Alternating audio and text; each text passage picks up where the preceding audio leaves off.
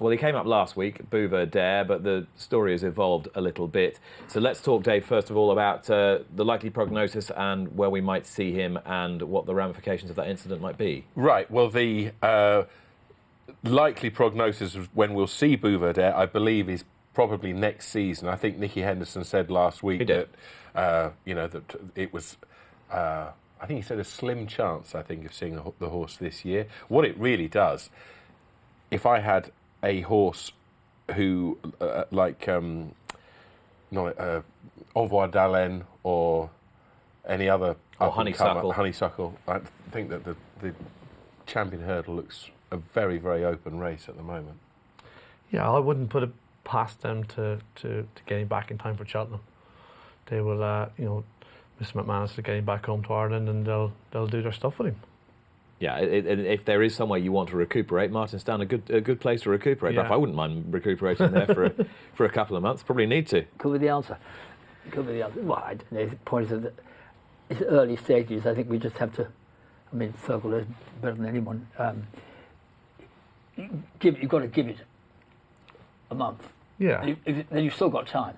They've got plenty of time, haven't they? That's the thing. So, You've got time. But I mean, it depends on how. I don't know the exact details of what's wrong with it. But if he's sound in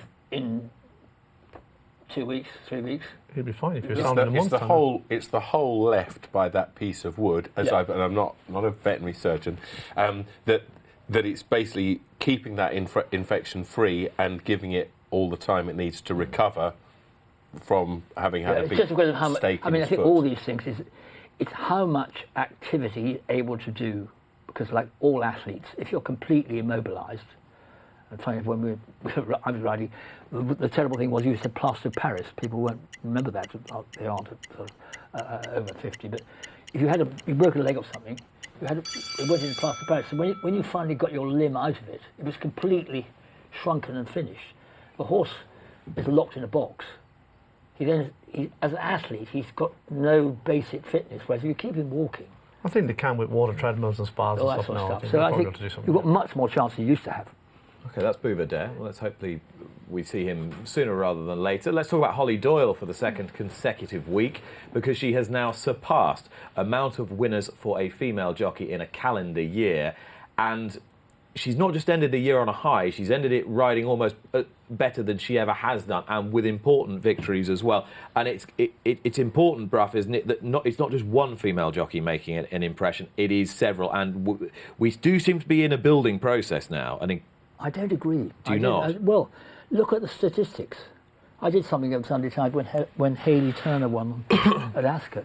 Is this another full storm then? Well, so far they've all been full storm. God help me, I was around when they very first had women jockeys at all. People got very excited. Every now and then you have this, but Holly Doyle is done unbelievably well, and she's a terrific little jockey. Forget about women, but she's a little jockey. But who's the next one? Josephine Gordon, I think, is 50th, 49th. And I think she's the only one in the top 50. It's Josephine Gordon, but she's Bryony Frost is about 11th, I think, on the list. Mm-hmm. Next one, I think Bridget Andrews, about 36th. I think Paige Fuller. Yeah. But I mean, I think the three in the top 50. And then Rachel Blackmore in Ireland, who is at number one. Yeah, but it's only her. Then you go right back. The actual number, and the facts are, it's been going long enough now, either it's prejudice, or there is a certain bit of the female athlete that isn't as suitable for race riding. And the fact is, it's a bit of both. And the silly thing is, the second half about the skill set a jockey needs includes physical strength.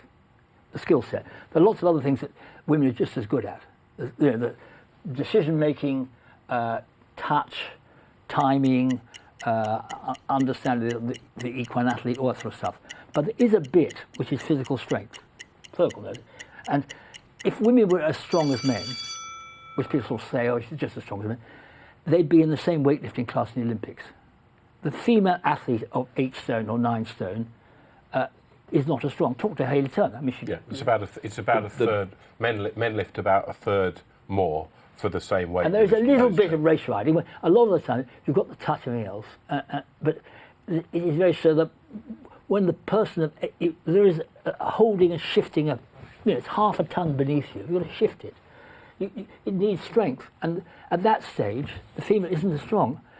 And as a bit of anecdotal, the actual amount of impact with falls also is, again, we haven't got the full data on that, but certainly on concussions there's a concern that actually female concussion rate is higher than male for that. It's quite interesting data about point-to-points, that actually the number of falls per ride is the same, because point-to-points, they ride the number. Injuries per fall, which is sort of fitness, about the same. Concussions per per injury, much higher with females. Well, I pay scant regard to the bell, but I thought that was an interesting thread there, and I think one we might pick up next week, because we'll be joined by Rose Grisel, who is the Supremo of the Diversity in Racing Steering Group at the BHA. So interesting to pick her brains on that. We'll talk about Cornelius Lysa, who's a friend of the show. He's been a guest on the show on more than one occasion, and this week he announced that BBC Radio 5 Live were no longer acquiring his services, which is a great shame for all of us, Dave, who've enjoyed listening to him over, well, the last 2.5 decades. And for 5 Live not to have a regular horse racing correspondent, Bruff and I have been touching on this sort of very, very theme for about the last half an hour. Yeah, it's a terrible shame. I mean, Cornelius is a superb broadcaster. His voice is known to people who follow racing on the radio for 30 years, is the thick end of 30 years that he's done it. He's a friend of mine, so it's quite hard for me to speak about it objectively, but I don't understand that for a commercial station like TalkSport, for example, which is essentially talk football with a few other things thrown in, because football is the great god that dominates the sports pages. The BBC doesn't need to. We all have to pay for it, whether we like their political coverage or whatever it may be. And so I don't see. I heard a thing that, well, racing doesn't get the numbers. Never mind the numbers. It's about giving a broad coverage of our sporting landscape, not just about football.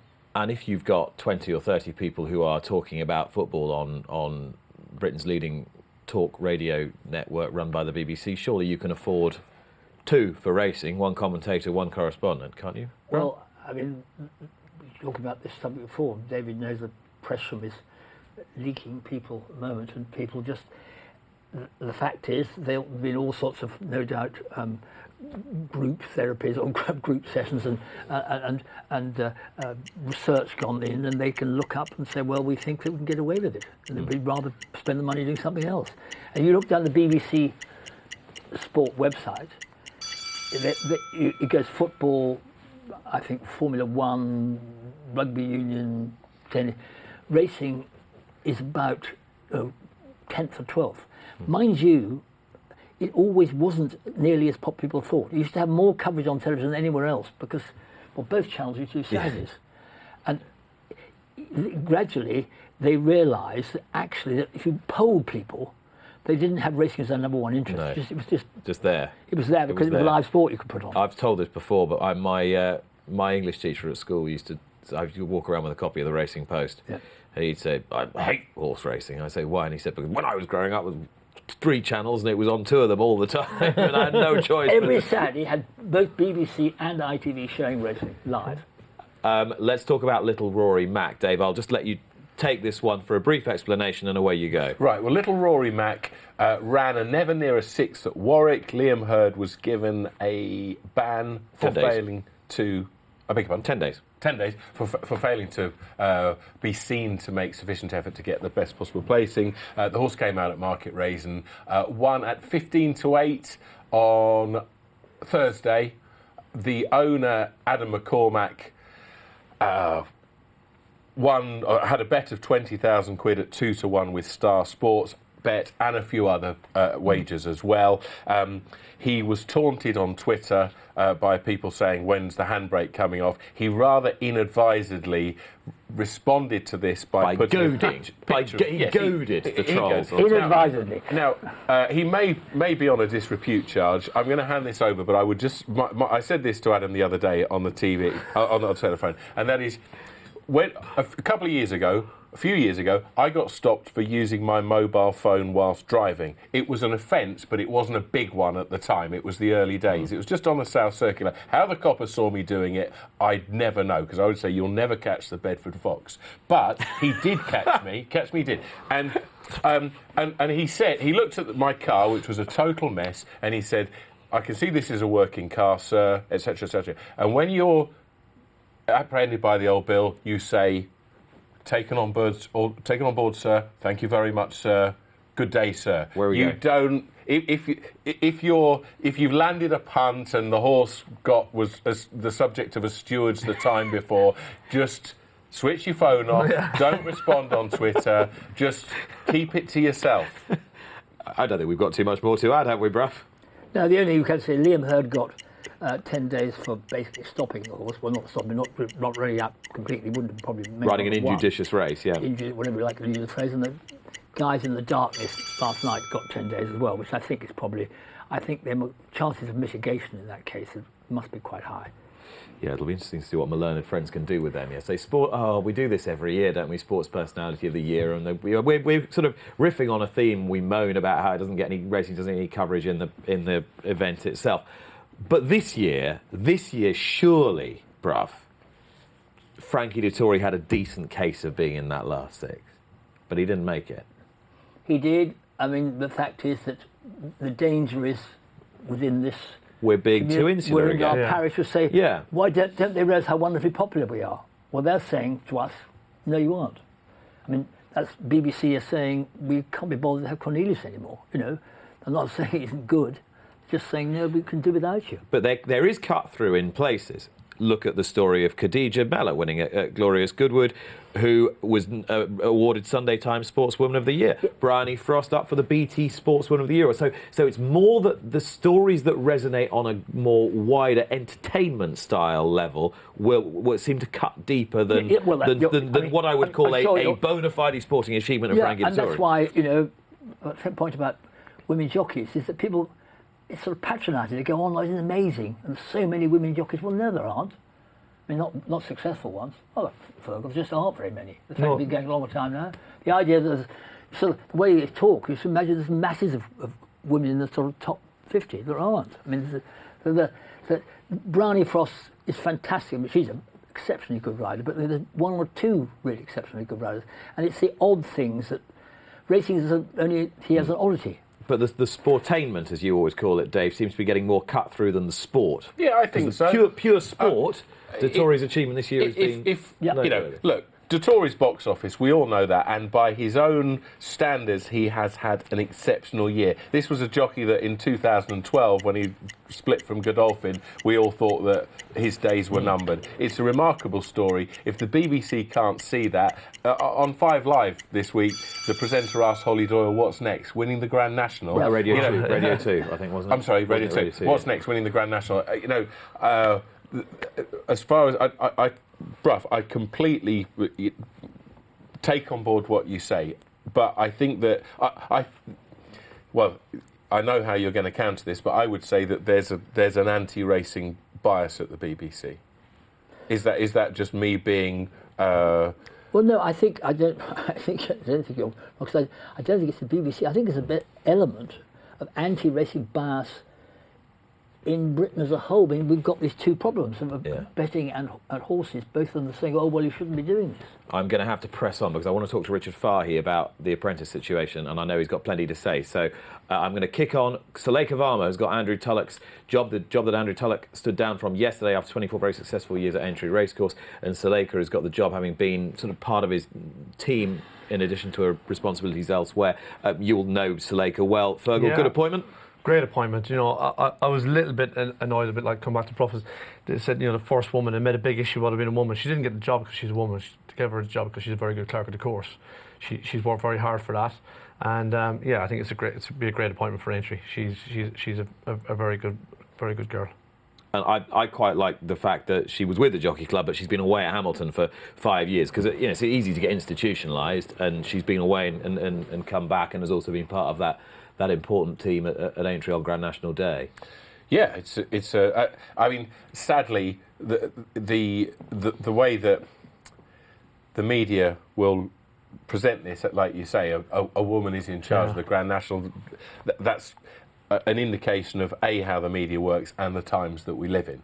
But like you say, she was at Warwick, she went to Hamilton, she was distinguished in both roles, and you know, this is a fantastic challenge. Big pressure, Bruff, especially now. But I think she can turn it on its head. I think she can take an advantage of it. Lisa Hancock, chief executive in the Jockeys Fund, she was 28, took over Newmarket. Everyone was sort of horrified, but first woman, all that, and say no, breakthrough, and it stops people trying to say it's all old people with trilbies. You know, she won't wear a trilby hat, which she'll look much better than the old tossers. Language, bruv, come on. Can't say anything on You'll this. never like this on ITV. Well, no, but we're meant to be trying to take things forward. We're broadening it out to a wider audience. Can't take it downhill as well, unfortunately. I think we simply don't know how many people watch this programme because it's all live and free every Sunday at 9 a.m. We talk about apprentices. This is an important subject because the split between what an apprentice takes home and what he or she gives to the person who holds the apprentice's licence, i.e. the trader who holds that licence, has been shifted this week in favour of the apprentices. They get to keep more of their earnings. It's caused significant consternation amongst Messrs Hannon, Balding, Fahey, to whom we're going to talk to in a minute, Bruff. They saying it's disincentivising them from using apprentices and they're going to stop using it. What's your take? Well, they're probably overstated in that case, but they're having to handle apprentices, so they've got a case, but it's always been the worry historically that and it was my day was quite apparent at times, people exploiting young men's dreams. But the danger is you actually overcompensate the other way around. And I mean, only they know the mechanics of it, and there's no, to take Andrew Balding as an example, I mean, the Balding Kingsclear Academy, they have clearly been very successful for both parties.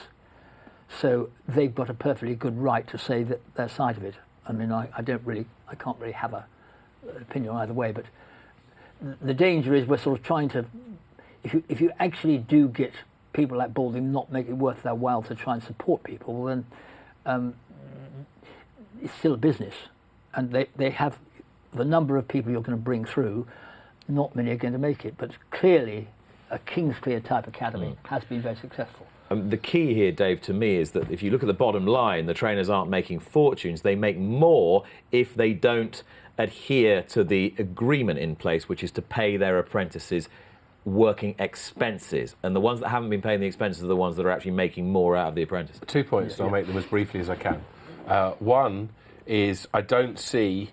first of all, if there's some hot property apprentice who's riding winners claiming £7 for a small yard, I suspect that one of those big yards will be very happy to give that jockey rides. The other is I just don't understand the disparity between conditionals and I know that their claims go at different times, but Fergal, quickly on you know, as a trainer, you are responsible for bringing a conditional jockeys along in a professional and pastoral sense. If your conditional jockeys win a race, they keep 100% of the money. I don't see why in the past it's been 50-50. They don't actually. Up to the claim 5, right. We're entitled to half their riding fee stuff, which we waiver. But okay. So young Conor Brace had a great season last year, and you waiver it. We waiver it, yeah. So we get a choice to waiver it. So we write a letter to BHA saying we don't want to take any of their money, because I feel especially as a jump jockey, a young jump jockey, they've got a very short career, and he needs to, it would have been awful for me to take half of it. For 5 and 3 though, that doesn't apply. I want to move on because I want to get Richard Fahey in. It's really important. We've not got much longer on the programme. I know he's got plenty to say. So those were this week's talking points.